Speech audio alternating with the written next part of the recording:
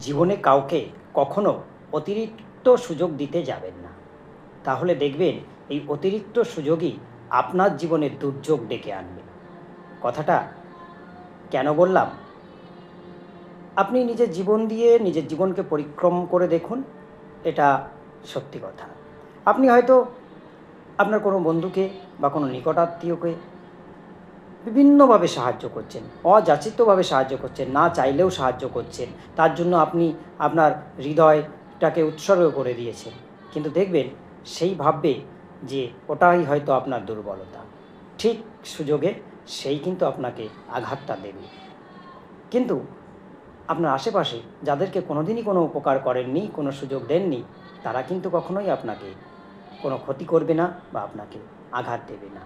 তাই আমি আরও একবার বলছি, কাউকে অযাচিতভাবে অতিরিক্ত সুযোগ দেবেন না। দেখবেন ওই সুযোগই একদিন আপনার জীবনে দুর্যোগ ডেকে আনবে।